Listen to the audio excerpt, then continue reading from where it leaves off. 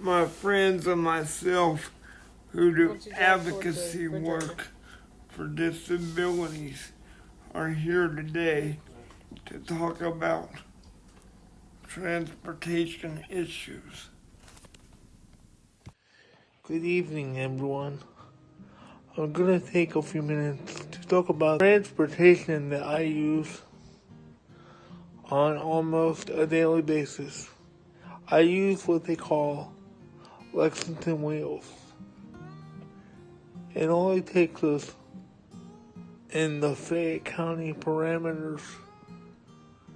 So if we wanted to go to like Jessamine County or somewhere, we would have to take the Jessamine Lex transportation.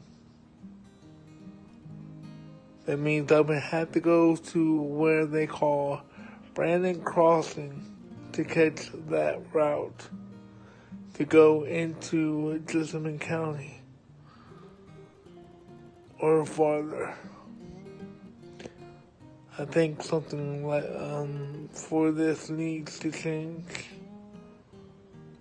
If I ever wanted to get a job outside of Fayette County, I would have to move to the county I'm getting the job in because there is no transportation available without me moving to the other county that I want my job in. Because Lexington Wheels only goes in Fayette County. So I just wish something like that would change. That way we have better options. We are so limited when it comes to jobs. We have to stick to the city that we live in instead of trying to go outside the city. Have a wonderful day, and I hope people take the time to listen and try to fix this issue. Hello, everybody. I want to talk to you about the transportation system here in Lexington, Kentucky. We have a thing called Wheels through the American Red Cross. We also have Lextran. Those two transportations only go through Fayette County. They don't go to any other county. We want to try to get a better transportation system so that people can go outside of Fayette County. Hi guys, my name is Frankie. I wanted to bring awareness about my struggles with transportation, and not just me, my peers that have trouble with transportation. Many people can drive when they turn 16 years old and can go wherever they want, but if you have a disability, you live your life in a wheelchair. If you get the urge to want to go to the store with your caregiver or go out to eat, that's not possible because you can't drive and you can't call on transportation. And I just can't get in my friend's car and go with them because of my power share.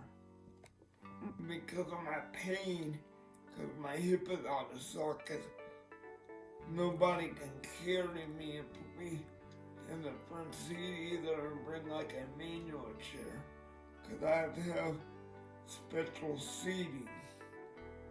But like if I put my panic care, I want to go to the store or like Walmart or like out in the community, they don't provide that. It's my understanding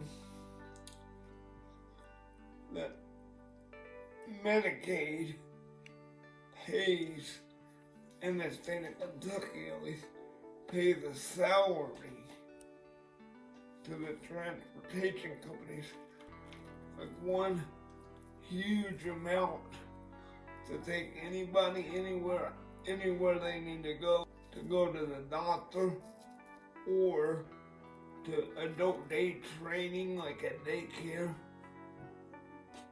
or like a job in the community. I don't understand why they don't put in the regulations like in the laws. If it's in your plan of care, if you have a 1915C waiver, because that's what they're called, that if your goal is to go out in the community and just go shopping, I don't understand, because I always been told if you're on a waiver, you have to abide by those rules. Like you have to do what's in your plan of care. So I don't understand if it's in your plan of care, why Medicaid don't have to provide that trip. Why it only has to be a volunteer job, or if you had supported employment, or if you are going to the doctor, or if you're going to adult day training. I'm hoping this gets to some legislators to change this law. Although medical transportation can take you to volunteer or a job in the community if you have a supported employment goal. I've been trying to get a job for 6 years, and every job I've gotten, I've had to turn down because it's at night. And the rule is with the medical transportation that take you anywhere, you have to be home by 8 o'clock. There's still a limitation. And the reason why we don't have public transportation in the county is because the way it works is the county pays so much of that, and then somebody like me pays $5. The county cannot afford the main cost of it. I had a grandma, she's passed away now, but she was also in a wheelchair, and she wasn't able to get out once she turned 60. And so she never left the house once she turned 60. And she died in her 80s. And the only time she ever got to go out of the house was when she was going to the doctor. And that's all I wanted to say. What we're trying to say here is we should have the same rights as anybody else. God, I wish I could just get in a car and drive myself out into the community to like a museum or anything like a normal person. But because of my physical limitations, because I can't read and I have brain damage, I can't drive. I have to rely on caregivers and public transportation. I've heard a lot of people say, well, why don't we move to a more populated area where there is public transportation? But when you live out in the country, and all your support systems are here, that's easier said than done. So I just wanted to bring awareness that even when there's not a pandemic, that we still have this problem. I want to thank you for taking the time of day to listen to my message. And please like and subscribe to my channel, which is Advocates Are Us on YouTube. And please share this as well. Have a good day. My name is Tina Jackson, and I live in rural eastern Kentucky. Lack of accessible transportation in rural areas such as mine keeps disabled people stuck at home.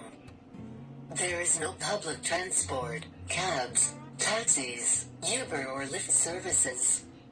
There is only medical transport to doctor appointments. If not for my husband and accessible van, I could not participate in community events, which adds great enjoyment to my otherwise limited life. I would likely fall into depression, despair and loneliness that many of my peers experience. The lack of accessible transportation in my area has closed doors on possible employment, which is one of the major roadblocks for the disabled citizens to secure jobs.